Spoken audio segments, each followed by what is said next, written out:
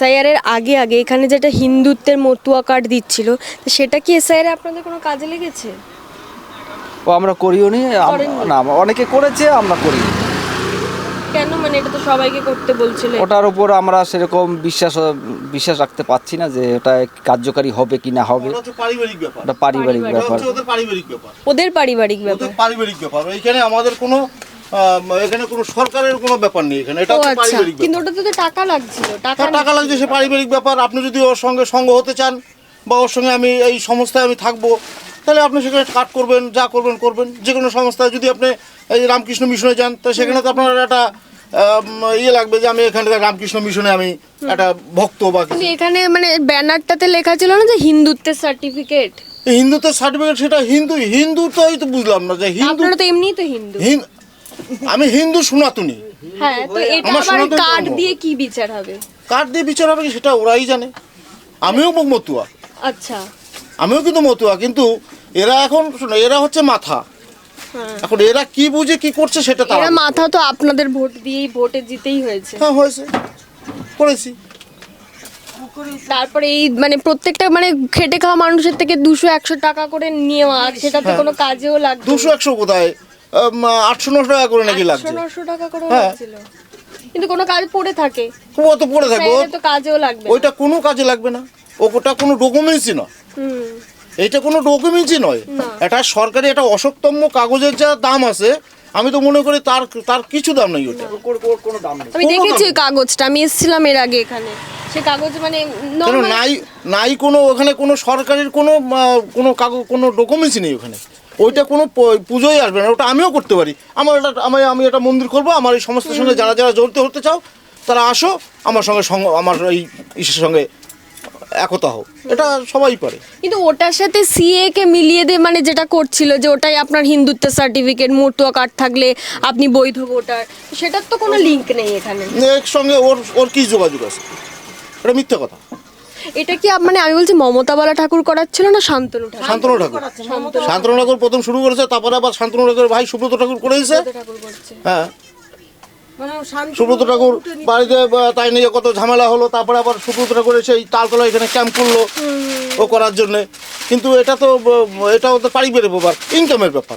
SIR যখন হয় তখন এরা কেউ সাহায্য করেছিল আপনাদেরকে? কিসের জন্য? যারা ধরুন এসআইআর এর ধরুন এই যারা আপনাদের অনেকেরই আছে যাদের ভোটার কার্ড আধার কার্ড নেই, যারা 2002 এর কয়েক বছর আগে এসছে, তাদের তখন ভোটার কার্ড হয়নি, লিস্টে নাম ছিল না, তখন এখানে ক্যাম্প করে কেউ সাহায্য করেছিল? শান্তনু ঠাকুর হোক বা মমতাবালা ঠাকুর হোক। শান্তনু ঠাকুর আজ পর্যন্ত এখানে যদি কেউ কোনো ইসের জন্য এই যে ঝড় বৃষ্টি হয় বা কোনো ইস্যু, তার জন্য কোনোদিন এসে দেখতে এসছে নাকি? সে কোনোদিন দেখতে আসেন? কোনোদিন দেখতে এসছে যে এইখানে রেললাইনে পারে কিছু লোক আছে, অসময় মানুষ তারা থাকে, অন্তত তাদের সঙ্গে একটু জিজ্ঞাসা করে আসি যে তারা কেমন আছে?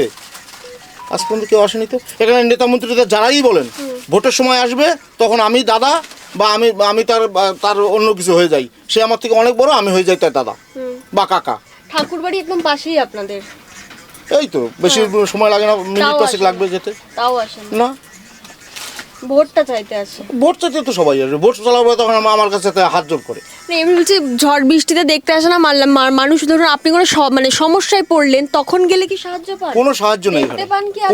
কোনো রকম সুযোগ না। এই যে 2 নম্বরে 27-28 খানা ঘর ছিল, এই যে এই প্ল্যাটফর্মটা হলো তখন সব তাদের তুলে দেওয়া হয়েছে। তুলে দিয়েছে।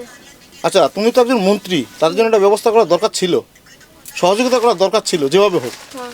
সেই মানুষগুলো আজ কোথায় আছে? কেউ ভাড়ায় গেছে, কেউ দেখাচ্ছে অন্য বাড়িতে পড়ে আছে, কেউ এখানে আছে ওখানে আছে, এভাবে পড়ে আছে। এখানেও তো শুনছি তুলে দেবে, হ্যাঁ, এখানেও তুলে দেবে। নোটিশ দিয়ে দিয়েছে, বলে দিয়েছে। হ্যাঁ, নোটিশ ওই মাথায় দিয়েছে, এখানেও 27 সালের মধ্যে তুলে দেবে। 27 সালের মধ্যে? হ্যাঁ। তো এর তো মানে আপনাদের তো বিকল্প জায়গা কিছু করে দেবে না? যে বিকল্প জায়গা কে দেবে? নিজে করে নিতে হবে। এই জন্য কোনো নেতা মন্ত্রী এখানে আসে না। ওই ভোটের সময় একমাত্র আসবে, দ্বিতীয়বার আর আসবে না। ভোট হয়ে গেছে আর কেউ মতুয়াদের উন্নয়নটা কি হলো? মতুয়াদের উন্নয়ন যে শান্তনু ঠাকুর সব এত বলে যে আমি মতুয়াদের উন্নয়ন করছি। উন্নয়ন দিদি যদি টাকা থাকে পকেটে, তবে উন্নয়ন করা যাবে। আমার টাকা নেই, আমি উন্নয়ন করতে পারবো না। তো ওনাদের তো টাকাটা সরকার থেকে দিচ্ছে, উনি একজন কেন্দ্রীয় মন্ত্রী, উনি তো চাইলেই সেখানে গিয়ে বলতে পারতো। হ্যাঁ, বলতে পারে, যে আবেদন করতে পারে যে এরকম আমার অসহায় মানুষরা পড়ে আছে, তাদের জন্য কিছু সহযোগিতা করবো। তাহলে তো সেটা একটা ভালো উদাহরণ হতো তার জন্য। করতে হবে, এখন তাদের ব্যাপার, তারা যেটা ভালো বোঝে সেটা করে।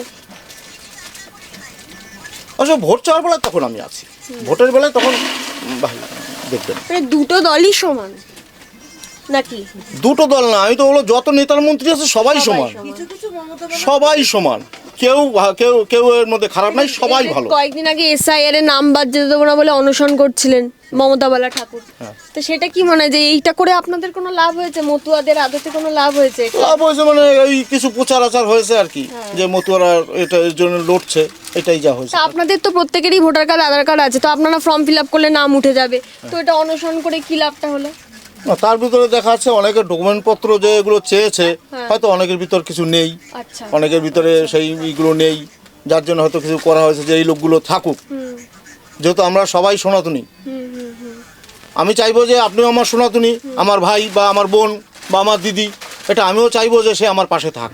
হ্যাঁ, এটা তো যে শুভেন্দু অধিকারী কবে থেকে বলে আসছেন যে কোনো সনাতনীর নাম বাদ যাবে না। এখন সেটা তো এরা বলছে, কিন্তু কাগজ কলমে তো কেউ লিখে দিচ্ছে না। হ্যাঁ, ঠিক। নেতারা মুখে অনেক বলে।